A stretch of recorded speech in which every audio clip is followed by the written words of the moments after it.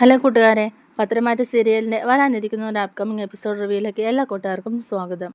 നമ്മുടെ നന്ദു ആണെങ്കിൽ ട്രെയിനിങ് ഒക്കെ പൂർത്തിയാക്കിയിട്ട് ഒരു എസ് ആയിട്ട് ചാർജ് എടുക്കുകയാണ് ചെയ്യുന്നത്. നന്ദു ചാർജ് എടുക്കുമ്പോൾ തന്നെ നന്ദുയുടെ മനസ്സിലുള്ള ഒരേ ഒരു കാര്യം, തൻ്റെ നയനേച്ചി അവിടെ ഇപ്പം വല്ലാത്ത ബുദ്ധിമുട്ടിലാണ്. ആ ഒരു ബുദ്ധിമുട്ടുകളൊക്കെ മാറ്റി ആദർശേട്ടൻ്റെ കുഞ്ഞാണെന്ന് പറഞ്ഞിട്ടുള്ള ചന്തുമോളുണ്ടല്ലോ, യഥാർത്ഥത്തിൽ ആരുടെ മോളാണെന്ന് തിരിച്ചറിഞ്ഞ് അതുപോലെ തന്നെ അഭി നടത്തുന്ന എല്ലാ കള്ളത്തരങ്ങളും പൊളിച്ചെടുക്കണം. അതുപോലെ അനാമികയുടെയും കൂട്ടുകാരുടെയും കള്ളത്തരങ്ങളൊക്കെ പൊളിച്ചെടുക്കണമെന്ന് നമ്മുടെ നന്ദു ആഗ്രഹിക്കുന്നുണ്ട്. അതിനു വേണ്ടിയിട്ട് നന്ദു ശ്രമിക്കുകയും അങ്ങനെ അഭിയുടെയും അനാമികയുടെയും കള്ളത്തരങ്ങളൊക്കെ പൊളിക്കുകയും ചെയ്യുന്നുണ്ട്. ആ ഒരു വിശേഷങ്ങളിലേക്കാണ് നമ്മൾ പോകുന്നത്. നമ്മുടെ വീഡിയോ ഇഷ്ടമായെങ്കിൽ ഒന്ന് ലൈക്ക് ചെയ്തും സബ്സ്ക്രൈബ് ചെയ്തും സപ്പോർട്ട് ചെയ്യണേ. അങ്ങനെ ചന്തുമോളുടെ പിറന്നാളൊക്കെ നന്നായിട്ട് ആഗ്രഹിച്ച പോലെ തന്നെ ആഘോഷിക്കുകയാണ് അവർ. അപ്പോൾ നമ്മുടെ നവ്യയ്ക്കൊന്നും അതങ്ങോട്ട് ഒട്ടും ഇഷ്ടപ്പെടുന്നില്ല. നവ്യയ്ക്കാകട്ടെ ആദർശിനോടും അതുപോലെ തന്നെ നയനയോടും ഒക്കെ ഭയങ്കര ദേഷ്യമാണ്. അഭയാണെങ്കിൽ കിട്ടിയ അവസരം മുതലാക്കുന്നുണ്ട്. എന്നിട്ട് കനകയോടും ഗോവിന്ദനോടും ഒക്കെ പറയുന്നുണ്ട് ആദർശിൻ്റെ രീതിയൊന്നും അത്ര നല്ല ശരിയായ രീതിയൊന്നും അല്ല എന്നൊക്കെ ഇങ്ങനെ പറയുകയാണ്. അപ്പോൾ നമ്മുടെ നവ്യയും പറയുന്നുണ്ട് എന്തെങ്കിലുമൊക്കെ ഒരു പ്രശ്നം ഉണ്ടായിട്ടുണ്ടെങ്കിൽ ഞാൻ എൻ്റെ വീട്ടിലേക്ക് അപ്പോൾ തന്നെ തിരിച്ചു വരും. അവിടെ നിന്ന് ആ ചന്തുമോളുടെ അടുത്ത് തലയിൽ വെക്കുന്നതൊന്നും എനിക്ക് കണ്ടുകൊണ്ട് നിൽക്കാൻ പറ്റില്ല എന്നൊക്കെ പറയുകയാണ് കേട്ടോ നവ്യ. അപ്പോൾ അഭി പറയുന്നുണ്ട് നിൻ്റെ ഇഷ്ടം പോലെ ആയിക്കോട്ടെ എന്ന് പറയുകയാണ്. അതേ സമയത്ത് ഗോവിന്ദനും കനകയും കൂടെ തീരുമാനിക്കുകയാണ് ഇത്രയും മോശം സ്വഭാവം മനസ്സിൽ കൊണ്ട് നടക്കുന്ന ആളാണ്, പിന്നെ എന്തുകൊണ്ടാണ് നയനമോൾ ആദർശിനെ ഇങ്ങനെ വല്ല സപ്പോർട്ട് ചെയ്യുന്നത്? അയാളെ ഉപേക്ഷിച്ചിട്ട് ഇവിടെ വന്ന് നിൽക്കാൻ നമ്മൾ പറഞ്ഞിട്ട് പോലും അയാളെ ഒഴിവാക്കാനൊന്നും സമ്മതിക്കാതെ നയനമോൾ എന്തിനാ ഇതൊക്കെ ഇങ്ങനെ ചെയ്യുന്നതെന്നൊക്കെ ഇങ്ങനെ ആലോചിക്കുകയാണ്. നയനമോൾ അയാളെ വേണ്ടെന്ന് വെച്ചിട്ട് ഇവിടെ വന്ന് നിൽക്കുവാണെങ്കിൽ നമ്മൾ അവളെ സന്തോഷത്തോടെ തന്നെ ഇവിടെ സ്വീകരിക്കുമല്ലോ. അല്ലാതെ അവനെ സപ്പോർട്ട് ചെയ്ത് ഇങ്ങനെ നിൽക്കുന്നത് അത് സഹിക്കാൻ പറ്റുന്നില്ല എന്നൊക്കെ പറയുകയാണ്. ആദർശ് ഇത്രയ്ക്ക് ഒരു മോശക്കാരനായി പോയല്ലോ എന്നൊക്കെ ഇങ്ങനെ പറയുകയാണ് അവർ. അപ്പോൾ ഗോവിന്ദൻ പറയുന്നുണ്ട് എന്ത് ചെയ്യാനാ, നമ്മളിപ്പോഴും അവൻ്റെ കീഴിലല്ലേ ജീവിക്കുന്നത്. ആദർശാണെങ്കിൽ നമുക്ക് ഒരുപാട് ഉപകാരങ്ങൾ ചെയ്തിട്ടുമുണ്ട്. ഞാൻ ആശുപത്രി കിടന്ന സമയത്തൊക്കെ ആദർശ് ഒരുപാട് കാര്യങ്ങൾ ചെയ്തിട്ടുണ്ട്. അതുപോലെ തന്നെ നമ്മുടെ പഴയ വീടൊക്കെ മാറി നമ്മളിപ്പോൾ കിടക്കുന്ന ഈ ഒരു വീട് നമ്മുടെ പേരിലാക്കി തന്നില്ലേ, അതിനൊക്കെ നമ്മൾ അവനോട് ഒരുപാട് കടപ്പെട്ടിട്ടുണ്ട്. പക്ഷേ അതൊക്കെ ഒരു ഔദാര്യമായിട്ട് ഇപ്പം എനിക്ക് തോന്നുക. എൻ്റെ മോളോട് അവൻ ഈ വഞ്ചനം ചെയ്തപ്പോൾ എനിക്ക് ഈ വീട്ടിൽ താമസിക്കുന്നത് പോലും ഇപ്പം എന്തോ ബുദ്ധിമുട്ട് പോലെയാണെന്നൊക്കെ ഗോവിന്ദൻ പറയുകയാണ്. അപ്പോൾ കനകയും പറയുന്നുണ്ട് ഒരു കണക്കിന് അതൊക്കെ അങ്ങനെ തന്നെയാണ് ഗോവിന്ദേട്ടാന്ന് പറയുകയാണ്. ആദർശ് ഇങ്ങനെയൊക്കെ ചെയ്തത് ചിലപ്പം അവൻ്റെ ഈ കള്ളത്തരങ്ങളൊക്കെ മറച്ചു വയ്ക്കാൻ വേണ്ടിയിട്ടായിരിക്കും. ആദർശ് നമുക്ക് വേണ്ടിയിട്ട് ഇത്രയൊക്കെ ഉപകാരങ്ങൾ ചെയ്തുകൊണ്ടായിരിക്കും നയന ഇപ്പോഴും അവനെ ഇപ്പോൾ താങ്ങി സപ്പോർട്ട് ചെയ്ത് നിൽക്കുന്നത്. കാരണം അച്ഛനും അമ്മയൊക്കെ ഒരുപാട് സഹായിച്ചതല്ലേ. അപ്പോൾ പെട്ടെന്ന് എങ്ങനെയാണ് മാറ്റി പറയുന്നത്, അതുകൊണ്ടായിരിക്കും എന്നൊക്കെ അങ്ങനെ പറയുകയാണ് കനകയും. അപ്പോൾ ഗോവിന്ദൻ പറയുകയാണ് ഇപ്പോൾ പിന്നെ നവ്യ മോളുടെ കാര്യം ആലോചിക്കുമ്പോൾ ഒരു സന്തോഷമുണ്ട്. നവ്യയ്ക്കും അവിയുടെ കൂടെ ഇപ്പോൾ സന്തോഷകരമായ ഒരു ജീവിതമാണല്ലോ ഉള്ളത്. എൻ്റെ മോള് ഒരുപാട് വിഷമിച്ചെങ്കിലും ഇപ്പോൾ അവർ സന്തോഷത്തിലാണ്. അവർ കുഞ്ഞൊക്കെ ആയിട്ട് ഇപ്പോൾ സന്തോഷത്തിൽ ജീവിക്കുകയാണല്ലോ എന്നൊക്കെ ഓർക്കുമ്പോൾ ഒരു സന്തോഷമുണ്ടെന്നൊക്കെ പറയുകയാണ് നമ്മുടെ ഗോവിന്ദനും. അപ്പോഴേക്കും തന്നെ നമ്മുടെ കനകയും പറയുന്നുണ്ട് നന്ദൂട്ടൻ്റെ കാര്യം ഓർക്കുമ്പോഴും എനിക്ക് സന്തോഷമുണ്ട്. കാരണം ട്രെയിനിങ് ഒക്കെ പൂർത്തിയാക്കി അവളൊരു എസ് ആയിട്ട് തിരിച്ചു വരുമല്ലോ. തന്നെയല്ല അവൾക്ക് നാട്ടിലെവിടെയെങ്കിലും ആണ് പോസ്റ്റിംഗ് കിട്ടുന്നതെങ്കിലും അങ്ങനെ ജോയിൻ ചെയ്യുമ്പം അവിടെ ക്വാർട്ടേഴ്സൊക്കെ കാണും. എന്തായാലും നന്ദുമോനും രക്ഷപ്പെട്ടു. അവൾ അതിനു വേണ്ടിയിട്ട് ഒരുപാട് ആഗ്രഹിച്ചതാ. പക്ഷേ അവരിൽ നിന്നൊക്കെ വ്യത്യസ്തരായിട്ടുണ്ടായിരുന്ന നമ്മുടെ നയനമോക്ക് ഇത് എന്ത് പറ്റി, ജീവിതകാലം മുഴുവൻ അവൾ ഇങ്ങനെ ഒരു വിഷമം താങ്ങിക്കൊണ്ട് ജീവിക്കണമല്ലോ എന്നൊക്കെ ഓർത്തിങ്ങനെ വിഷമിക്കുകയാണ് കനക. അപ്പോൾ ഗോവിന്ദൻ പറയുന്നുണ്ട് ശരിയാ, നന്ദുമോക്ക് ഒരു ജോലിയൊക്കെ ആകുമ്പോഴേക്കും നന്ദുമോക്ക് താമസിക്കാൻ അവിടെ ഒരു ക്വാർട്ടേഴ്സൊക്കെ ആകുമല്ലോ. അപ്പോൾ നമുക്ക് ഈ വീട് പൂട്ടി താക്കോല ആദർശനെ തന്നെ തിരിച്ചേൽപ്പിക്കാം. ഇവിടെ ഇങ്ങനെ കഴിയുന്നത് ശരിയാണെന്ന് എനിക്ക് തോന്നുന്നില്ല. പക്ഷേ നയനയോട് കാണിച്ച ഈ ഒരു ചതിയുടെ പേരിൽ നമ്മളും കൂടെ അതിന് പങ്കുപറ്റുന്നത് ശരിയല്ല. അതുകൊണ്ട് നന്ദൂട്ടൻ്റെ കൂടെ കോട്ടേഴ്സിൽ പോയി നമുക്ക് താമസിക്കാമെന്നൊക്കെ നമ്മുടെ ഗോവിന്ദൻ പറയുകയാണ്. അപ്പോൾ കനകയും പറയുന്നുണ്ട് ശരിയാ ഗോവിന്ദേട്ടാ, അങ്ങനെ തന്നെ ചെയ്യാം, ആരുടെയും ഔദാര്യമില്ലാതെ ജീവിക്കാമല്ലോ എന്നൊക്കെ പറയുകയാണ്. അങ്ങനെ ആദർശനോട് കട്ട കലിപ്പിൽ തന്നെയാണ് നമ്മുടെ ഗോവിന്ദന് കനകയുള്ളത്. അതുപോലെ നവ്യയും എല്ലാവർക്കും നല്ല ദേഷ്യമാണ് കേട്ടോ. നവ്യ ആണെങ്കിൽ ഓരോ നിമിഷവും ചന്തുമോളെ ഇങ്ങനെ ഉപദ്രവിക്കാനായിട്ട് കാത്തു കെട്ടി നിൽക്കുകയാണ്. നവ്യയുടെ കുഞ്ഞിൻ്റെ അടുത്ത് പോലും ചന്തുമോളെ അടുപ്പിക്കുന്നുമില്ല. അനന്തപുരിയിലാണെങ്കിലും നമ്മുടെ ജലജ ഇങ്ങനെ നവ്യയെ ഇങ്ങനെ എരുതിയിൽ എണ്ണ ഒഴിക്കും പോലെ ഇങ്ങനെ ഓരോ ഡോസ് ഇങ്ങനെ കൊടുത്തുകൊണ്ടിരിക്കുകയാണ്. ജലജ നവ്യയോട് പറയുന്നുണ്ട് നീ കണ്ടില്ലേ ആ കുഞ്ഞിൻ്റെ ബർത്ത്ഡേ ആഘോഷിച്ചത്, നിന്റെ കൊച്ചിന് ഇതിൻ്റെ ഒരു 50% പരിഗണന അവർ തരുന്നുണ്ടോ? അവനെ ഈ വീട്ടിലെ കുഞ്ഞായിട്ട് പോലും ആരും പരിഗണിക്കുന്നില്ല. ഏതോ ഒരുത്തിയുടെ കുഞ്ഞിനെ അവരെങ്ങനെയാണ് കൊണ്ടു നടക്കുന്നതെന്ന് കണ്ടില്ലേ, രാജകുമാരിയെ പോലെയാണ് കൊണ്ട് നടക്കുന്നത്. നീ ഇതിൽ നിന്നൊക്കെ ഒരു കാര്യം മനസ്സിലാക്കണം, നീ അബിയുടെ ഭാര്യ എന്നുള്ളൊരു വില പോലും നിനക്കിപ്പോൾ ഇവിടെ ഇല്ല. അതെല്ലാം നന്മമരമായിട്ട് നിന്ന് നിന്റെ ജീവിതം തുലയ്ക്കാനായിട്ട് നിന്റെ അനിയത്തി ഉണ്ടല്ലോ, അവളാ നേടുന്നത്. ആദർശനെ പറ്റിക്കൂടിയാ അവൾ നിൽക്കുന്നതും. അനന്തപുരിയിലെ രാജ്ഞിയായിട്ട് വാഴാൻ വേണ്ടിയിട്ട് തന്നെ അവളിങ്ങനെയൊക്കെ കാണിക്കുന്നതെന്നൊക്കെ പറഞ്ഞു കൊടുക്കുകയാണ് കേട്ടോ. ഇതെല്ലാം കേൾക്കുമ്പോഴേക്കും നമ്മുടെ നവ്യയ്ക്ക് ദേഷ്യം വരികയാണ്. അതേസമയത്ത് നമ്മുടെ അനാമികയും വേണുവും രേവതിയൊക്കെ കൂടി ഇങ്ങനെ ചിന്തിച്ച് ആകെ ടെൻഷൻ അടിച്ച് നടക്കുകയാണ്. എന്താണെന്ന് വെച്ചാൽ ട്രെയിനിങ് ഒക്കെ കഴിയാറായിട്ടുണ്ടല്ലോ. ട്രെയിനർ മധുവിനെ മാറ്റിയിട്ട് പുതിയൊരു ട്രെയിനർ അവിടെ വന്നിട്ടുണ്ടല്ലോ. അതുകൊണ്ട് തന്നെ നന്ദുവിന് ഒരു പ്രശ്നവുമില്ല. നല്ല രീതിക്ക് തന്നെ ട്രെയിനിങ് കഴിയാറുമായിട്ടുണ്ട്. അങ്ങനെ നന്ദു എസ് ഐ ആയിട്ട് എവിടെയെങ്കിലും ജോയിൻ ചെയ്തിട്ടുണ്ടെങ്കിൽ അത് കഴിയുമ്പം നമ്മുടെ കള്ളത്തരങ്ങളെല്ലാം പുറത്താകുമോ എന്നുള്ളൊരു പേടിയാണ് അവർക്ക് 3 പേർക്കും. അനാമികയാണെങ്കിലും ഗോവിന്ദനോടും കനകയോടും പറയുന്നുണ്ട്, അച്ഛാ ഇനി അവൾ എവിടെയെങ്കിലും ജോയിൻ ചെയ്തിട്ടുണ്ടെങ്കിൽ അവൾ മുഖം നോക്കാതെ നടപടിയെടുക്കും. ആ കാര്യത്തിൽ യാതൊരു സംശയവും വേണ്ട. കാരണം നമ്മുടെ കള്ളത്തരങ്ങളും നമ്മൾ മറച്ചു വച്ചിരിക്കുന്ന കാര്യങ്ങളും എല്ലാം അവൾ പുറത്തു കൊണ്ടുവരും. അച്ഛൻ്റെ പേരിലുള്ള കുറേ കേസുകളുണ്ടല്ലോ, അതെല്ലാം അവളുടെ മേശപ്പുറത്ത് വരും. പിന്നെ നമ്മൾ ജീവിച്ചിരുന്നിട്ട് ഒരു കാര്യവുമില്ല. അനന്തപുരിയിൽ ആരുടെ മുഖത്ത് പോലും നമുക്ക് നോക്കാൻ പറ്റില്ല. നമ്മുടെ കള്ളത്തരങ്ങളെല്ലാം പുറത്തു വന്നാലുണ്ടല്ലോ, ആ അനന്തമൂർത്തി മുത്തശ്ശനുണ്ടല്ലോ, അയാൾ നമ്മളെ തൂക്കിയെടുത്ത് എറിയുന്നുള്ളതിന് ഒരു സംശയവുമില്ല എന്നൊക്കെ ഇങ്ങനെ നമ്മുടെ അനാമിക പറയുന്നുണ്ട്. അതേസമയത്ത് ഈ ഒരു പേടി നമ്മുടെ അബിയുടെ മനസ്സിലുണ്ട്. കാരണം നന്ദു ട്രെയിനിങ് പൂർത്തിയാക്കി കഴിഞ്ഞിട്ടുണ്ടെങ്കിൽ അബിക്കെതിരെയും ഒരു അന്വേഷണം വരുമെന്നുള്ളത് അബിക്ക് പേടിയുണ്ട്. അബിയും ആകെപ്പാട് ടെൻഷനിലാണ്. കാരണം ജ്വല്ലറിയിലെ ആ ഒരു കള്ളക്കടത്ത് സ്വർണം കൊണ്ടുവന്ന് ആഭരണങ്ങളാക്കി വിറ്റ കേസുണ്ടല്ലോ, അതിൻ്റെ അന്വേഷണം എങ്ങും എത്താതെ കിടക്കുന്നതും ജ്വല്ലറിയിലെ മോഷണത്തിന്റെ പിന്നിലെ കഥകളും ഇതെല്ലാം തെളിയിക്കപ്പെടുമോ എന്നുള്ളൊരു പേടി നമ്മുടെ അബിയുടെ മനസ്സിലുണ്ട്. അബിയാണെങ്കിലും ഒരു ജ്വല്ലറിയുടെ ചുമതല ഏറ്റിട്ടുണ്ടല്ലോ, ആ ജ്വല്ലറിയിൽ ഇപ്പം നന്നായിട്ട് കള്ളത്തരങ്ങളൊക്കെ നടത്തുന്നുമുണ്ട്. അപ്പോൾ അതുകൊണ്ട് തന്നെ അബിക്ക് ഒരു പേടിയുണ്ട് ഉള്ളിൽ. നന്ദു ട്രെയിനിങ് ഒക്കെ പൂർത്തിയാക്കി ഒരു എസ് ഐ ആയിട്ട് വരുമല്ലോ എന്നൊരു ചിന്ത അബിയുടെ മനസ്സിലുമുണ്ട്. അബി ഇങ്ങനെ കള്ളത്തരങ്ങളും കള്ളസ്വർണ്ണങ്ങളുടെ പണിയൊക്കെ നടത്തിക്കൊണ്ടിരിക്കുകയാണ്. അപ്പോഴാണ് നവ്യ അബിയോട് ഇങ്ങനെ പറയുന്നുണ്ട്, അബി ഒരു സന്തോഷ വാർത്തയുണ്ട്. എൻ്റെ അനിയത്തി നന്ദു ഉണ്ടല്ലോ, നന്ദുവിൻ്റെ ട്രെയിനിങ് കഴിഞ്ഞു, അവൾക്ക് പോസ്റ്റിങ്ങുമായി. നമ്മുടെ ഈ നാട്ടിൽ തന്നെ അവൾ എസ് ഐ ആയിട്ട് ചാർജ് എടുത്തു. ഇതിൽ പരം സന്തോഷം ഇനി എന്താ ഉള്ളത്? അച്ഛനും അമ്മയ്ക്കും എനിക്കും ഒക്കെ ഒരുപാട് സന്തോഷമാവുന്നുണ്ട്. നന്ദൂട്ടൻ ഒരുപാട് കഷ്ടപ്പെട്ടിട്ടാണ് ഇങ്ങനെ ഒരു ജോലി കിട്ടിയത്. അവൾ ആഗ്രഹിച്ചതുപോലെ തന്നെ അവൾക്കൊരു നല്ല ജോലി കിട്ടി എന്നൊക്കെ ഇങ്ങനെ പറഞ്ഞ സന്തോഷത്തിലാണ് നമ്മുടെ നവ്യ. അപ്പോൾ അഭി പറയുന്നുണ്ട്, ആഹാ നല്ല കാര്യമായല്ലോ എന്നിങ്ങനെ പറയുകയാണ് കേട്ടോ. അപ്പം നവ്യം പറയുന്നുണ്ട്, അതെ നല്ല സന്തോഷമുള്ള കാര്യം തന്നെയാണിത്. ഇനി ഇപ്പോൾ അച്ഛനും അമ്മയ്ക്കും താങ്ങും തണലുമായിട്ട് അവൾ ഉണ്ടാവുമല്ലോ എന്നൊക്കെ ഇങ്ങനെ പറയുകയാണ്. എന്നിട്ട് നവ്യ പറയുന്നുണ്ട്, അവൾ ഇനി മുഖം നോക്കാതെ എല്ലാ പ്രശ്നങ്ങൾക്കും എടുത്തു ചാടി തന്നെ ഒരു പരിഹാരം ഉണ്ടാക്കുമെന്ന് പറയുകയാണ്. അതുപോലെ ആദർശ നയനയും കൂടി ഇങ്ങനെ സംസാരിച്ചുകൊണ്ടിരിക്കുകയാണ്. അവരും ഈ ഒരു സന്തോഷ വാർത്ത അറിഞ്ഞതിൻ്റെ സന്തോഷത്തിലാണ് കേട്ടോ. അതായത് നന്ദുവിന് നമ്മുടെ നാട്ടിൽ തന്നെ ഒരു പോസ്റ്റിംഗ് കിട്ടി, നമ്മുടെ നാട്ടിൽ തന്നെ അവൾ എസ് ആയിട്ട് ജോയിൻ ചെയ്തു എന്നൊക്കെ കേൾക്കുമ്പോഴേക്കും അവർക്കും സന്തോഷമാവുന്നുണ്ട്. അപ്പോൾ ആദർശ് പറയുന്നുണ്ട്, ഒരുപാട് സന്തോഷമുണ്ട്. പിന്നൊരു കാര്യം എന്ന് വെച്ചാൽ നന്ദു ഇനിയിപ്പോൾ ഏത് കേസ് വന്നാലും മുഖം നോക്കാതെ അതിനൊക്കെ എതിരെ നടപടിയെടുക്കുമല്ലോ. ആരെന്ത് കള്ളത്തരം നടത്തിയാലും അതെല്ലാം അവൾ കണ്ടെത്തുകയും ചെയ്യും. അത് കേൾക്കുമ്പോഴേക്കും നമ്മുടെ നയനയ്ക്ക് സന്തോഷമാവുകയാണ് കേട്ടോ. അതോടൊപ്പം തന്നെ നമ്മുടെ നയനയുടെ മനസ്സിൽ പെട്ടെന്നൊരു പേടിയും വരുന്നുണ്ട്. നയന പറയുന്നുണ്ട്, അതാണ് ആദർശേട്ടാ എൻ്റെ ഒരു പേടിയെന്ന്. അവൾ അങ്ങനെ എന്തെങ്കിലും ഒരു കള്ളത്തരം ഉണ്ടെങ്കിലും ആരാ ഏതാന്നൊന്നും നോക്കാതെ എടുത്തു ചാടി അവൾ നടപടിയെടുക്കും. അതുകൊണ്ട് തന്നെ അവൾക്ക് ശത്രുക്കളും കൂടുതലാണ്. ഇപ്പം തന്നെ അവൾക്ക് ഒരുപാട് ശത്രുക്കളുണ്ട്. അതുകൊണ്ടാണല്ലോ ആ ട്രെയിനറും അതുപോലും അവളെ ഉപദ്രവിച്ചത്. ഇനിയിപ്പം അവൾ ചാർജ് എടുത്തു കഴിഞ്ഞാൽ ശത്രുക്കളുടെ എണ്ണമൊക്കെ ഒരുപാട് കൂടും. അതൊക്കെയാ എനിക്ക് പേടി എന്നൊക്കെ പറയാൻ കേട്ടോ നയന. ആദർശ് പറയുന്നുണ്ട്, അതിന് നീ എന്തിനാ പേടിക്കുന്നത്? നന്ദുവിന് അതൊക്കെ നേരിടാനുള്ള നല്ല മനക്കരുത്തുണ്ട്. അതുപോലെ നല്ല ശാരീരിക ക്ഷമതയും ഉണ്ട്. അവളതൊക്കെ മുന്നിൽ കണ്ട് വേണ്ട പോലെ പ്രവർത്തിച്ചു. അഴിമതി പാടെ തുടച്ചു കളയാൻ വേണ്ടിയിട്ടാണല്ലോ അവൾ ഈ പ്രൊഫഷൻ തന്നെ തിരഞ്ഞെടുത്തത്. പിന്നെ നീ എന്തിനാ പേടിക്കുന്നത്? അവൾക്ക് വേണ്ട സപ്പോർട്ട് നമ്മളാണ് കൊടുക്കേണ്ടത് എന്ന് പറയുന്നുണ്ട് കേട്ടോ. അങ്ങനെ ഇരിക്കുമ്പോഴാണ് നമ്മുടെ അബിക്ക് ആകെ മൊത്തം ടെൻഷനാവുന്നത്. അബി ഏൽപ്പിച്ചിരിക്കുന്ന ആ ഒരു ബ്രാഞ്ചിൽ അബി ഒരുപാട് അഴിമതികൾ കാണിക്കുന്നുണ്ട്. കണക്കിലും കാര്യങ്ങളൊക്കെ ഒരുപാട് വ്യത്യാസങ്ങളും വരുന്നുണ്ട്. ആ ഒരു സമയത്ത് നമ്മുടെ മുത്തശ്ശനും ആദർശും കൂടെ ഈ കാര്യങ്ങളൊക്കെ സംസാരിക്കുന്നുണ്ട്. നമ്മളൊരു ജ്വല്ലറിയുടെ ചുമതല അബിയെ ഏൽപ്പിച്ചിട്ടില്ലേ? അബി പക്ഷേ അവിടെ ഒരുപാട് കള്ളത്തരങ്ങൾ കാണിക്കുന്നതായിട്ട് നമുക്ക് തോന്നുന്നുണ്ട്. കള്ളസ്വർണം അവിടെ പണിത് പുറത്തെത്തിക്കുന്നുണ്ടോ എന്ന് എനിക്കൊരു സംശയം ഉണ്ടെന്നൊക്കെ പറയുന്നുണ്ട് ആദർശ്. അപ്പം മുത്തശ്ശനും പറയുന്നുണ്ട്, അത് ശരിയായിരിക്കുമെന്ന്. അവൻ ഇതിനു മുമ്പും അങ്ങനത്തെ പണി കാണിച്ചിട്ടുള്ളതല്ലേ. കള്ളസ്വർണം കൊണ്ടുവന്ന് നമ്മുടെ ജ്വല്ലറി വഴി ആഭരണങ്ങളാക്കി അവൻ വിറ്റിട്ടുണ്ടല്ലോ. അന്നും അവൻ ഇതുപോലെ ചെയ്ത് നമ്മൾ അന്വേഷണമൊക്കെ നടത്തിയതല്ലേ. അതിൻ്റെ പിന്നിലും ഇവൾ തന്നെയാണ്. പിന്നെ തെളിവുകളൊന്നുമില്ലാതെ അവനെ കുറ്റപ്പെടുത്തിയാൽ അവൻ നിസ്സാരമായിട്ട് അതിൽ നിന്ന് ഊരിപ്പോരും.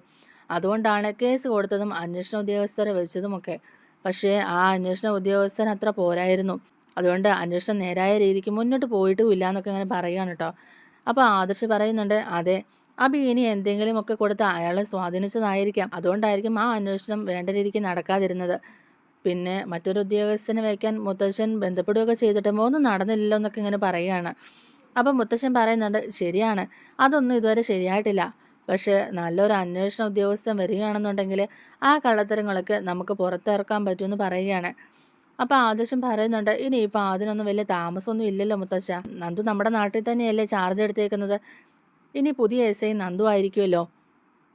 അപ്പോൾ നന്ദുവായിട്ട് നമുക്ക് ഈ കാര്യങ്ങളൊക്കെ ഒന്ന് സംസാരിക്കാമെന്ന് പറയുകയാണ്. അപ്പം മുത്തശ്ശനും പറയുന്നുണ്ട്, നന്ദുമോൾ വന്നു കഴിഞ്ഞാൽ പിന്നെ നന്ദുമോളെ തന്നെ ഈ കാര്യങ്ങളൊക്കെ ഏൽപ്പിച്ച യഥാർത്ഥ കള്ളനെ നന്ദുമോൾ ഉറപ്പായും കണ്ടുപിടിക്കും. അക്കാര്യത്തിൽ ഒരു സംശയവും ഇല്ലയെന്ന് പറയുകയാണ്. ആരുടെയും മുഖം നോക്കാതെ അവൾ നടപടിയും എടുക്കും. അതുകൊണ്ട് നമ്മൾ പേടിക്കേണ്ട കാര്യമില്ല. നന്ദുമോൾ ഒന്ന് ചാർജ് എടുക്കുന്നവരെ നമുക്കൊന്ന് കാത്തിരുന്നാൽ മതി. അഭിയാണെങ്കിലും ആരാണെങ്കിലും അവൾ അതൊക്കെ വേണ്ട രീതിക്ക് സത്യസന്ധമായ അന്വേഷണം നടത്തി കള്ളത്തരം കാണിക്കുന്നവരെ പുറത്ത് കൊണ്ടുവരിക തന്നെ ചെയ്യുമെന്നൊക്കെ പറയുകയാണ് കേട്ടോ മുത്തശ്ശൻ. അങ്ങനെ മുത്തശ്ശനും ആദർശം കൂടെ ഈ കാര്യങ്ങളൊക്കെ സംസാരിക്കുന്നത് നമ്മുടെ അബി അങ്ങ് കേൾക്കുകയാണ്. അബിക്ക് ആകെപ്പാടെ ടെൻഷനാവുന്നുണ്ട്. അബി ഇങ്ങനെ മനസ്സിൽ ആലോചിക്കുന്നുണ്ട്, അയ്യോ നന്ദു എങ്ങാനും ഇനി ചാർജ് എടുത്തു കഴിഞ്ഞാൽ ഈ അന്വേഷണം അവളുടെ കയ്യിലെത്തുമല്ലോ. അവളുടെ കയ്യിലെത്തിയാൽ അവൾ എല്ലാ കാര്യങ്ങളും പുറത്തു കൊണ്ടുവരും എന്നുള്ളതിന് ഒരു സംശയവും. ഞാനാണെന്നോ അവളുടെ ചേച്ചിയുടെ ഭർത്താവാണെന്നോ അവൾ അതൊന്നും കാര്യമാക്കില്ല. അവൾ കള്ളത്തരങ്ങളെല്ലാം പൊക്കിയിരിക്കും. അവളെ സ്വാധീനിക്കാനും പറ്റില്ലല്ലോ. ഇനിയിപ്പോൾ എന്ത് ചെയ്യുമെന്ന് അറിയില്ല എന്നൊക്കെ പറഞ്ഞ് ടെൻഷനാകുന്നുണ്ട് ആബി. അങ്ങനെ ആബി ആ സ്വർണ്ണപ്പണിക്കാരൻ്റെ അടുത്ത് ചെല്ലുന്നുണ്ട്. എന്നിട്ട് അയാളോട് സംസാരിക്കുകയാണ്. എടോ, തന്നോട് എനിക്കൊരു കാര്യം പറയാനുണ്ട്. തന്നെ ചിലപ്പം പുതിയ എസ് ഐ ചോദ്യം ചെയ്തേക്കാം. അപ്പോൾ എൻ്റെ പേര് താൻ പറഞ്ഞേക്കരുതെന്നൊക്കെ പറയുന്നുണ്ട് കേട്ടോ ആബി. അന്നേരത്തേക്ക് ആ സ്വർണ്ണപ്പണിക്കാരൻ ചോദിക്കുന്നുണ്ട്, പുതിയ എസ് ഐയോ? ആ കുട്ടി സാറിൻ്റെ വീട്ടിലെ കുട്ടി തന്നെയല്ലേ? സാറിൻ്റെ ഭാര്യയുടെ അനിയത്തിയല്ലേ? പിന്നെ ഇനി എന്ത് പേടിക്കാനാ സാറേ? അവളുള്ളത് കൊണ്ട് ഇനി നമുക്ക് പേടിക്കാനൊന്നും ഇല്ലല്ലോ എന്നൊക്കെ ഇങ്ങനെ പറയുകയാണ്. കാര്യങ്ങളൊക്കെ പറഞ്ഞാൽ ആ കുട്ടി നമ്മളോടൊപ്പം നിൽക്കില്ല എന്നൊക്കെ ചോദിക്കുകയാണ് കേട്ടോ. അപ്പോഴേക്കും അബി പറയുന്നുണ്ട്, എടോ അത് തന്നെയാണ് ഏറ്റവും വലിയ പ്രശ്നം. ഇല്ലെങ്കിൽ ഇപ്പോൾ ഈ രാത്രിയിൽ തന്നെ കണ്ടിത് പറയാൻ ഞാൻ വരില്ലായിരുന്നല്ലോ. കാരണം എന്താണെന്ന് വെച്ചാൽ നന്ദു ആയതുകൊണ്ടാണ് സംശയിക്കാനും പിടിക്കാനും ഒക്കെ സാധ്യത കൂടുതൽ. മറ്റാരെങ്കിലുമൊക്കെ ആയിരുന്നെങ്കിൽ നമുക്ക് എങ്ങനെയെങ്കിലുമൊക്കെ പണം കൊടുത്ത് സ്വാധീനിക്കായിരുന്നു. പക്ഷേ നന്ദുവിൻ്റെ അടുത്ത് അതൊന്നും നടക്കില്ല. ഒരു കാര്യവും നടക്കില്ല. അവൾ സത്യത്തിൻ്റെ വഴി മാത്രമേ പോവുകയുള്ളൂ. അങ്ങനെ പോകുമ്പോൾ എൻ്റെ കയ്യിലാ തെറ്റെന്ന് അറിഞ്ഞാൽ അവൾ തീർച്ചയായും എന്നെ അറസ്റ്റ് ചെയ്യും. തന്നെ ചോദ്യം ചെയ്യാനും വരും. അവളത്ര നിസ്സാരക്കാരിയൊന്നും അല്ല എന്ന് പറയുകയാണ്. തനിക്ക് പിടിച്ചു നിൽക്കണമെങ്കിൽ ഇച്ചിരി പാടായിരിക്കും. കാരണം അവൾ പല രീതിക്കും ചോദ്യം ചെയ്യും. ചിലപ്പോൾ മൂന്നാം പുറയും പ്രയോഗിക്കും. അതുകൊണ്ട് താനൊന്ന് കരുതിയിരിക്കണം. താൻ എന്നെ കുരുതിക്ക് കൊടുക്കരുത്. ഇതുവരെ കഷ്ടപ്പെട്ടതെല്ലാം വെറുതെ ആയി പോകുമെന്നൊക്കെ ഇങ്ങനെ അഭി പറയുന്നുണ്ട്. അപ്പോൾ സ്വർണ്ണപ്പണിക്കാരൻ പറയുന്നുണ്ട്, അയ്യോ സാറേ, അങ്ങനെ ഒരു പെൺകുട്ടിയായിരുന്നു അത്. സാറിൻ്റെ ബന്ധുവാണെന്ന് അറിഞ്ഞപ്പോൾ മുതൽ ഞാനൊന്ന് ആശ്വസിച്ചിരിക്കുകയായിരുന്നു. ഇനിയിപ്പോൾ എന്നെ വന്ന് വിളിച്ച് ചോദ്യം ചെയ്ത് കഴിഞ്ഞാൽ എല്ലാ സത്യങ്ങളും ഞാൻ പറഞ്ഞു പോകുമല്ലോ എന്നൊക്കെ ഇങ്ങനെ പറയുമ്പോഴേക്കും അഭി പറയുന്നുണ്ട്, താനൊരു അക്ഷരം പോലും മിണ്ടരുത്, താൻ ഇതേപ്പറ്റി ഒന്നും പറയരുതെന്നൊക്കെ ഇങ്ങനെ പറയുകയാണ്. താൻ എന്തെങ്കിലും പറഞ്ഞിട്ടുണ്ടെങ്കിൽ തന്നെയായിരിക്കും ഞാൻ ആദ്യം കൊല്ലുന്നതെന്നൊക്കെ പറഞ്ഞ് സ്വർണ്ണപ്പണിക്കാരനെ ഭീഷണിപ്പെടുത്തിയിട്ട് അബി അവിടുന്ന് പോകുന്നുണ്ട് കേട്ടോ. കാരണം അബിയുടെ മനസ്സിൽ നല്ല പേടിയുണ്ട്. അതേസമയം നന്ദു എസ് ഐ ആയിട്ട് ചാർജ് എടുക്കുകയാണ്. അതിനുശേഷം തുഷാരയുമായിട്ട് നന്ദു ഇങ്ങനെ സംസാരിച്ചുകൊണ്ടിരിക്കുകയാണ്. അപ്പോൾ തുഷാര പറയുന്നുണ്ട്, എന്തായാലും നിൻ്റെ ആഗ്രഹം പോലെ സാധിച്ചല്ലോ. ഞങ്ങളൊക്കെ എസ് ഐ ആയെങ്കിലും സ്വന്തം നാട്ടിൽ ഞങ്ങൾക്ക് പോസ്റ്റിംഗ് കിട്ടിയിട്ടില്ല. നീ ഇപ്പോൾ ജോയിൻ ചെയ്തിരിക്കുന്നത് സ്വന്തം നാട്ടിൽ തന്നെയല്ലേ? അത് നിൻ്റെ ഒരു വലിയൊരു ആഗ്രഹമായിരുന്നല്ലോ എന്നൊക്കെ ഇങ്ങനെ ചോദിക്കുകയാണ്. അപ്പോൾ നന്ദു പറയുന്നുണ്ട്, അതെ, എൻ്റെ വലിയൊരു ആഗ്രഹമായിരുന്നു അത്. എൻ്റെ അച്ഛനും അമ്മയും ചേച്ചിമാരെയൊക്കെ കളിയാക്കിയവർ ഒരുപാട് പേരുണ്ട്. അവരുടെയൊക്കെ മുമ്പിൽ തല ഉയർത്തി നടക്കണം എന്നുള്ളത് എൻ്റെ ഒരുപാട് നാളത്തെ ആഗ്രഹമായിരുന്നു. അത് സാധിക്കുകയും ചെയ്തു എന്നൊക്കെ പറയുകയാണ് കേട്ടോ നന്ദു. അപ്പോൾ തുഷാര ചോദിക്കുന്നുണ്ട്, ഇനിയിപ്പം നിൻ്റെ ശത്രുവിനെ നിനക്ക് എടുത്തിട്ട് പെരുമാറാമല്ലോ എന്ന്. ആ അനാമികയെ അവൾ നിന്നോട് ചെയ്ത് കൂട്ടിയതിനൊക്കെ പകരം വീട്ടാലോ എന്നൊക്കെ ഇങ്ങനെ പറയുകയാണ് തുഷാര. അപ്പം നന്ദു പറയുന്നുണ്ട്, അതെ, എനിക്ക് പകരം വീട്ടാനൊക്കെ ഒരുപാടുണ്ട്. അവളും അവളുടെ കുടുംബക്കാരും ഒരുപാട് കള്ളത്തരങ്ങൾ കാണിച്ചിട്ടുണ്ട്. അതൊക്കെ ഞാൻ തെളിയിക്കുകയും ചെയ്യും, അവളെ പിടിക്കുകയും ചെയ്യും. അവൾ എന്നെയും എൻ്റെ കുടുംബത്തെയും ഒരുപാട് കുറ്റങ്ങൾ ആരോപിക്കുകയും ഉപദ്രവിക്കുകയും ചെയ്തിട്ടുണ്ട്. എന്നെ മാത്രമല്ല, എൻ്റെ നയനേജീനെ അവൾ ഉപദ്രവിച്ചതാ. അപ്പോൾ അവളെ ഞാൻ വെറുതെ വിടില്ല. അവൾക്കിട്ട് കൊടുക്കാനുള്ള ഞാൻ നല്ലോണം തന്നെ കൊടുക്കും എന്നൊക്കെ ഇങ്ങനെ പറയാനുണ്ടോ നമ്മുടെ നന്ദു. അപ്പോൾ തുഷാര പറയുന്നുണ്ട്, സൂക്ഷിച്ചും കണ്ടൊക്കെ ചെയ്യണേ. നിൻ്റെ എടുത്തുചാട്ടം ഒന്നും കാണിക്കണ്ട. എന്ത് ചെയ്താലും അത് നിൻ്റെ ജോലിയെ ബാധിക്കാത്ത രീതിയിൽ വേണം ആയിരിക്കണം എന്നൊക്കെ പറയുകയാണ്. അപ്പോഴേക്കും നമ്മുടെ നന്ദു പറയുന്നുണ്ട്, അത് ഞാൻ അങ്ങനെ ചെയ്യുള്ളൂ. പിന്നെ എനിക്ക് വേറെ കുറച്ച് കാര്യങ്ങളും കൂടെ തെളിയിക്കാനുണ്ട് തുഷാര എന്ന് പറയുന്നുണ്ട്. അപ്പോൾ തുഷാര ചോദിക്കുന്നുണ്ട്, ഇനി എന്താടി നിനക്ക് തെളിയിക്കാനുള്ളതെന്ന് ചോദിക്കുകയാണ്. അതെ, എൻ്റെ നയനേച്ചി ഉണ്ടല്ലോ, നയനേച്ചി ഇപ്പോൾ എല്ലാവരുടെയും കുറ്റപ്പെടുത്തലുകൾ കേട്ടാ ജീവിക്കുന്നത്. അച്ഛനും അമ്മയും വരെ ഇപ്പം ആദർശേട്ടനും നയനേച്ചിയും കുറ്റപ്പെടുത്തുന്നുണ്ട്. അപ്പോൾ തുഷാര ചോദിക്കുന്നുണ്ട്, അതെന്താടി സംഭവം, അതെന്തിനാ അവരെ കുറ്റപ്പെടുത്തുന്നതെന്നൊക്കെ ചോദിക്കുകയാണ്. അവരൊന്ന് നിന്നെ ട്രെയിനിങ് ക്യാമ്പിൽ കാണാൻ വന്നപ്പോൾ പോലും രണ്ടാളും നല്ല സന്തോഷത്തിലായിരുന്നല്ലോ, പിന്നെന്ത് പറ്റിയെന്നൊക്കെ ചോദിക്കുന്നുണ്ട്. തുഷാരയോട് കാര്യങ്ങളൊക്കെ തുറന്നു പറയുകയാണ് കേട്ടോ നന്ദു. അനന്തപുരിയിൽ ചന്തുമോളെന്ന് പറയുന്ന ഒരു കുഞ്ഞു വന്നിട്ടുണ്ടെന്നും ആ കുഞ്ഞിൻ്റെ അച്ഛൻ ആരാണെന്ന് അറിയില്ലെന്നും പറയുകയാണ്. ആ കുഞ്ഞിൻ്റെ അച്ഛൻ ആദർശേട്ടനാണെന്നാണ് എല്ലാവരും പറയുന്നത്. അങ്ങനെ അച്ഛനും അമ്മയുമായിട്ട് ആദർശേട്ടനും നയനേട്ടത്തിയാണ് ഇപ്പോൾ ജീവിക്കുന്നത്. പക്ഷേ ആ കുഞ്ഞിൻ്റെ യഥാർത്ഥ അച്ഛൻ ആദർശേട്ടനല്ലെന്നുള്ള കാര്യം നയനേച്ചിക്കും ആദർശേട്ടനും അറിയാം. പിന്നെ ഞാനും ആദർശേട്ടൻ അങ്ങനെ ഒരു തെറ്റ് ചെയ്തെന്ന് വിശ്വസിക്കുന്നൊന്നുമില്ല. അഭിയാണെങ്കിൽ അങ്ങനെ ഒരു തെറ്റ് ചെയ്യും. എപ്പോഴും നവ്യേച്ചിനെ വഞ്ചിച്ചുകൊണ്ടിരിക്കുന്നത് അഭിയാണ്. പക്ഷെ അനന്തപുരിയിലെ മൂർത്തി മുത്തശ്ശന്റെ ഏതോ ഒരു കൊച്ചുമോന്റെ കുഞ്ഞാണെന്നേ പറഞ്ഞിട്ടുള്ളൂ. അത് ആദർശേട്ടന്റെ കുഞ്ഞാവാൻ ഒരു സാധ്യതയുമില്ല. പിന്നെ അനിയും അങ്ങനെ ഒരു ബന്ധത്തിലേക്കൊന്നും ഒരിക്കലും ചെന്ന് ചാടില്ല. പിന്നെ ഇപ്പം സാധ്യതയുള്ളത് അഭിക്ക് മാത്രമാണ്. പക്ഷെ അന്ന് ആ മരണ വീട്ടിൽ കൂടിയിരുന്ന എല്ലാവരും ആദർശേട്ടന്റെ തലയിലേക്കാണ് ആ കുറ്റം എടുത്തു വെച്ചത്. അതിലൊന്നും ഒരു സത്യവും ഇല്ല മോളെ. ആദർശേട്ടനും നയനേട്ടത്തെയും ആ കുഞ്ഞിനെ സ്വന്തം കുഞ്ഞായി കൊണ്ട് നടക്കുന്നുണ്ടെങ്കിലും അവർക്ക് സത്യം അറിയാം. പക്ഷേ ആ സത്യങ്ങളൊക്കെ മറ്റെന്തോ കൊണ്ട് മറച്ചു വച്ചിരിക്കുന്നതാണ്. അച്ഛനോടും അമ്മയോടും പോലും അതൊന്നും പറഞ്ഞിട്ടില്ല. എൻ്റെ അച്ഛനും അമ്മയും ആദർശേട്ടനെ കുറ്റപ്പെടുത്തുന്നത് കേൾക്കുമ്പോൾ എനിക്ക് നല്ല വിഷമം തോന്നുന്നുണ്ട്. അതുകൊണ്ട് അതുകൊണ്ട് അവരുടെ കാര്യത്തിൽ ഒരു തീരുമാനം ഉണ്ടാവണം. എന്തായാലും ആ കുഞ്ഞിൻ്റെ പിതാവ് ആരാണെന്നുള്ളത് അന്വേഷിച്ച് ഞാൻ കണ്ടുപിടിക്കും. എൻ്റെ ചേച്ചിയെ അവിടെ വിഷമിച്ച് നിൽക്കാൻ പാടില്ല. ആരാണ് കുഞ്ഞിൻ്റെ യഥാർത്ഥ അച്ഛനെന്ന് മനസ്സിലാക്കി കഴിഞ്ഞാൽ പിന്നെ ഞാൻ ആ സത്യം എല്ലാവരോടും വിളിച്ച് പറയുകയും ചെയ്യും. ആദർശേട്ടനും നയനേച്ചിയൊക്കെ മറച്ചു വെച്ചിരിക്കുകയാണെങ്കിലും ഞാൻ എല്ലാവരോടും പറയും. ഞാൻ ആ സത്യങ്ങളൊക്കെ കണ്ടെത്തി എല്ലാവരും അത് അറിയിക്കുന്നൊക്കെ പറയുകയാണ് കേട്ടോ നന്ദു. അപ്പോൾ തുഷാരയും പറയുന്നുണ്ട്, അത് ചെയ്യണം മോളെ, നിന്റെ ചേച്ചിക്ക് വേണ്ടിയിട്ടല്ലേ, അതുകൊണ്ട് കുഴപ്പമൊന്നുമില്ല എന്നൊക്കെ പറയുകയാണ്. അങ്ങനെ നമ്മുടെ നന്ദുവിന് പോസ്റ്റിംഗ് ഒക്കെ ആയി. നന്ദു ജോയിൻ ചെയ്യുന്നുണ്ട്. നന്ദു ഇങ്ങനെ മനസ്സിൽ വിചാരിക്കുകയാണ്, നന്ദുവിന് കുറേ കാര്യങ്ങൾ അന്വേഷിച്ച് കണ്ടെത്താനുണ്ടല്ലോ എന്നൊക്കെ ഉള്ളത്. അങ്ങനെ നന്ദു ജോയിൻ ചെയ്ത് കഴിയുമ്പോഴേക്കും തന്നെ നമ്മുടെ മൂർത്തി മുത്തശ്ശനും ആദർശും കൂടെ പോയി കാണുകയാണ് കേട്ടോ നന്ദുവിനെ. അപ്പോൾ നന്ദുവിന് ഭയങ്കര സന്തോഷമാവുന്നുണ്ട്. കാരണം ആദർശൊക്കെ പറയുന്നുണ്ട്, കൺഗ്രാറ്റുലേഷൻസ്, നമ്മുടെ നാട്ടിൽ തന്നെ ഇങ്ങനെ ഒരു പോസ്റ്റിംഗ് കിട്ടിയതിൽ നന്നായി എന്നൊക്കെ പറയുകയാണ്. അപ്പോൾ മുത്തശ്ശനോട് നമ്മുടെ നന്ദു ചോദിക്കുന്നുണ്ട്, എന്തിനാ മുത്തശ്ശൻ ഇങ്ങോട്ടേക്ക് വന്നത്, ഞാൻ അവിടെ വന്ന് മുത്തശ്ശനെ കാണുമായിരുന്നല്ലോ എന്നൊക്കെ ഇങ്ങനെ ചോദിക്കുകയാണ്. അപ്പോൾ മുത്തശ്ശനും പറയുന്നുണ്ട്, ഇത് ഞങ്ങൾ ഒഫീഷ്യലായിട്ടുള്ളൊരു കാര്യം മോളോട് സംസാരിക്കാനായിട്ടാണ് വന്നതെന്ന് പറയുന്നുണ്ട്. നമ്മുടെ ജ്വല്ലറിയിൽ ഈയിടെയായിട്ട് കുറച്ച് മോഷണങ്ങളൊക്കെ നടക്കുന്നുണ്ട്. അതുപോലെ കള്ളക്കടത്ത് സ്വർണം കൊണ്ടുവന്ന ആഭരണങ്ങളാക്കി വിൽക്കുന്നുമുണ്ട്. അതിൻ്റെയൊക്കെ ഉത്തരവാദി ആരാണെന്ന് നമുക്കറിയണം. അതിനു വേണ്ടി ഒരു അന്വേഷണമൊക്കെ നടത്തിയെങ്കിലും അതൊന്നും ഫലവത്തായില്ല. ഇപ്പോൾ ഇവിടുത്തെ പുതിയ എസ് ഐ മോളല്ലേ. നേരത്തെ ഇവിടെ ഉണ്ടായിരുന്ന എസ് ഐയോട് പലതവണ ആവർത്തിച്ചിട്ടും അയാൾ വേണ്ട രീതിക്ക് അന്വേഷണങ്ങളൊന്നും നടത്തിയില്ല. അയാൾ സത്യസന്ധമായിട്ട് ആ കേസ് അന്വേഷിച്ചില്ല. ആർക്കും വേണ്ടിയിട്ട് അയാളത് നീക്കിക്കൊണ്ട് പോവുകയായിരുന്നു എന്നാണ് ഞങ്ങൾക്ക് തോന്നുന്നത്. ഇപ്പോൾ എന്തായാലും ഇവിടുത്തെ എസ് ഐ മോളല്ലേ. മോൾക്കറിയാമല്ലോ, ഇത് നമ്മുടെ ജ്വല്ലറിയെ തന്നെ ബാധിക്കുന്ന കാര്യമാണ്. ജ്വല്ലറി തന്നെ ഇല്ലാതാകും. അതാരാണ് എന്നുള്ളത് മോൾ തന്നെ അന്വേഷിച്ച് കണ്ടുപിടിക്കണം എന്നൊക്കെ പറഞ്ഞ് പരാതിയൊക്കെ എഴുതി കൊടുക്കുകയാണ്. അങ്ങനെ നന്ദു തീരുമാനിക്കുകയാണ് ആ കാര്യം നല്ല കൃത്യമായിട്ട് തന്നെ അന്വേഷിക്കുന്നുള്ളത്. നന്ദു ആട്ടെ ആദർശിനോടും മുത്തശ്ശനോടും പറയുന്നുകൊണ്ട്, നിങ്ങൾ ഇതോർത്ത് ഒട്ടും വിഷമിക്കേണ്ട, നമ്മുടെ ജ്വല്ലറിയുടെ കാര്യമില്ലേ, അവിടെ ആരാണ് ഇങ്ങനൊരു കള്ളത്തരം ചെയ്യുന്നതെന്നുള്ളത് ഞാൻ തന്നെ തെളിയിച്ചിരിക്കും. എനിക്കതിന് അധിക ദിവസമൊന്നും വേണ്ട മുത്തശ്ശ. ഞാൻ ഏറ്റെടുക്കുന്ന ആദ്യത്തെ കേസല്ലേ. ഞാൻ എന്തായാലും ഇത് സത്യസന്ധമായിട്ട് അന്വേഷിച്ച് കുറ്റവാളികളെ ഉറപ്പായും പുറത്തു കൊണ്ടുവരുമെന്നൊക്കെ പറയുകയാണ്. അങ്ങനെ നന്ദു നല്ല രീതിക്ക് അന്വേഷണങ്ങളൊക്കെ നടത്തുകയാണ് കേട്ടോ. അങ്ങനെ സ്വർണ്ണപ്പണിക്കാരൻ്റെ ക്വസ്റ്റ്യനൊക്കെ ചെയ്യുന്നുണ്ട് നമ്മുടെ നന്ദു.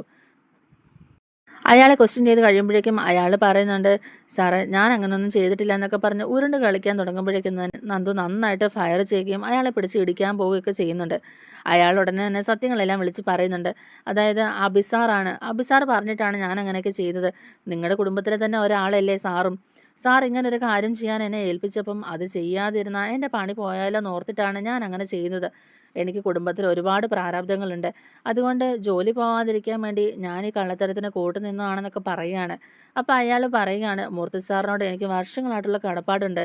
അതുകൊണ്ടാണ് അബി പറഞ്ഞപ്പോൾ ഞാനിത് അനുസരിക്കുകയും ചെയ്തതെന്നൊക്കെ പറയുകയാണ് കേട്ടോ. അപ്പോൾ നന്ദു ചോദിക്കുന്നുണ്ട്, ആഹാ അപ്പോൾ ഇതിൻ്റെയൊക്കെ പിന്നിൽ അബിയായിരുന്നു അല്ലേ എന്നിങ്ങനെ ചോദിക്കുകയാണ്. അപ്പം ആ സ്വർണ്ണപ്പണിക്കാരൻ പറയുന്നുണ്ട്, അതെ, ആ സാറ് പറഞ്ഞിട്ടാണ് ഞാനിങ്ങനെയൊക്കെ ചെയ്തത്, അല്ലാതെ എനിക്ക് വേറൊന്നും അറിയില്ല എന്നൊക്കെ പറയുകയാണ് കേട്ടോ. അപ്പോഴേക്കും നമ്മുടെ നന്ദു വിളിച്ചിട്ട് മുത്തശ്ശനോടും ആദർശനോടും പറയുന്നുണ്ട്, അബിയാണ് ഈ കാര്യങ്ങളൊക്കെ ചെയ്തെന്നുള്ള കാര്യങ്ങൾ. ഇതൊക്കെ നമ്മുടെ മുത്തശ്ശനെയും ആദർശനെയൊക്കെ അറിയിക്കുന്നുണ്ട്. മുത്തശ്ശൻ പറയുന്നുണ്ട്, അവനാണ് ഇങ്ങനൊരു കാര്യം ചെയ്തതെങ്കിൽ, നമ്മുടെ ജ്വല്ലറിക്ക് മോശമാകുന്ന രീതിയിൽ ഇങ്ങനൊരു പ്രവൃത്തി അവൻ ചെയ്തിട്ടുണ്ടെങ്കിൽ അവനെ അറസ്റ്റ് ചെയ്യുക തന്നെ വേണം എന്ന് പറയുകയാണ്. അപ്പോൾ നന്ദു ചോദിക്കുന്നുണ്ട്, അത് പിന്നെ മുത്തശ്ശ അത് ചെയ്യേണ്ടതാണ്, പക്ഷേ മുത്തശ്ശൻ്റെ അനുവാദമില്ലാതെ ഞാനത് ചെയ്യില്ല എന്നൊക്കെ നമ്മുടെ നന്ദു പറയുന്നുണ്ട്. അപ്പോൾ മുത്തശ്ശൻ പറയുന്നുണ്ട്, ഞാൻ ആ കാര്യത്തിൽ ഒന്നും ഇടപെടുന്നില്ല മോളെ. നിയമം നിയമത്തിൻ്റെ വഴിക്ക് തന്നെ പോകട്ടെ. അവനെ അറസ്റ്റ് ചെയ്തോ കുഴപ്പമില്ല. എല്ലാ കാര്യങ്ങളും അതിൻ്റെ മുറയ്ക്ക് തന്നെ നടക്കട്ടെ. മാതൃകാപരമായിട്ട് തന്നെ അവനെ ശിക്ഷിക്കുകയും വേണം. അവനെ ആ ഒരു ബ്രാഞ്ചിൻ്റെ ചുമതല അത് ഞങ്ങളങ്ങ് എടുത്തു മാറ്റുകയാണ്. അതുപോലെ മൂർത്തീസ് ജ്വല്ലറിയുടെ പരിസരത്ത് പോലും ഇനി അവനെ അടുപ്പിക്കത്തുമില്ല. കാരണം സ്വന്തം കുടുംബത്തിൽ തന്നെ നിന്നുകൊണ്ട് ഇങ്ങനെ ഒരു തെറ്റ് ചെയ്ത അവന് കിട്ടേണ്ട ശിക്ഷ തന്നെ കിട്ടണമെന്നൊക്കെ ഇങ്ങനെ പറയുന്നുണ്ട്. അങ്ങനെ അബിയെ അറസ്റ്റ് ചെയ്യാനായിട്ട് വരികയാണ് നന്ദു. എന്നിട്ട് നവ്യ പറയുന്നുണ്ട് നന്ദുവിനോട്, അബി അങ്ങനെ ഒരു തെറ്റ് ചെയ്തിട്ടൊന്നുമില്ല, നിന്റെ ആദർശേട്ടനല്ലേ അതിലും വലിയ തെറ്റ് ചെയ്തിരിക്കുന്നത്, എന്നിട്ട് നിങ്ങൾ എല്ലാവരും കൂടെ അബിയെ മാത്രമേ എന്തിനാ എങ്ങനെ കുറ്റപ്പെടുത്തുന്നതെന്നൊക്കെ ചോദിക്കുകയാണ്. അപ്പോൾ നന്ദു പറയുന്നുണ്ട്, നവ്യേച്ചി ഇങ്ങനെ ഇയാളെ കണ്ണടച്ച് വിശ്വസിക്കരുത്. അഭി ചെയ്ത തെറ്റെന്താണെന്ന് ഞാൻ അന്വേഷിച്ച് കണ്ടെത്തിയതാ. ആ കാര്യത്തിൽ നവ്യേച്ചിക്ക് സംശയമുണ്ടോ എന്നൊക്കെ ഇങ്ങനെ ചോദിക്കുകയാണ്. പിന്നെ ആദർശേട്ടൻ തെറ്റ് ചെയ്തിട്ടുണ്ടോയെന്ന് ആ കാര്യവും ഞാൻ തെളിയിച്ചിരിക്കും. ഇനിയിപ്പോൾ അടുത്ത എൻ്റെ ലക്ഷ്യം ആദർശേട്ടനും നയനേച്ചിയും കൊണ്ട് നടക്കുന്ന ആ കുഞ്ഞിൻ്റെ യഥാർത്ഥ അച്ഛൻ ആരാണെന്നുള്ളത് ഞാൻ കണ്ടുപിടിച്ചിരിക്കുന്നൊക്കെ ഇങ്ങനെ പറയുകയാണ്. അതിന് ഞാൻ നവ്യേച്ചിയുടെ മുമ്പിൽ കൊണ്ടുവരികയും ചെയ്യും. ഇപ്പോൾ എന്തായാലും അഭിയെ അറസ്റ്റ് ചെയ്തേ പറ്റുള്ളൂ. മുത്തശ്ശൻ്റെ അടുത്തു നിന്നുള്ള പെർമിഷനും ഞാൻ മേടിച്ചിട്ടുണ്ട്. മുത്തശ്ശനാണ് മാതൃകാപരമായിട്ട് തന്നെ അഭിയെ ശിക്ഷിക്കണമെന്ന് പറഞ്ഞതും. അതുകൊണ്ട് തീർച്ചയായിട്ടും അഭിയെ അറസ്റ്റ് ചെയ്ത് റിമാൻഡ് ചെയ്യുക തന്നെ ചെയ്യണമെന്നൊക്കെ പറയുകയാണ്. നന്ദു നമ്മുടെ അഭിയെ അറസ്റ്റ് ചെയ്ത് റിമാൻഡ് ചെയ്യുകയാണ്. അങ്ങനെ നമ്മുടെ വീഡിയോ ഇഷ്ടമായിട്ടുണ്ടെങ്കിൽ ഒന്ന് ലൈക്ക് ചെയ്യാനും സബ്സ്ക്രൈബ് ചെയ്തും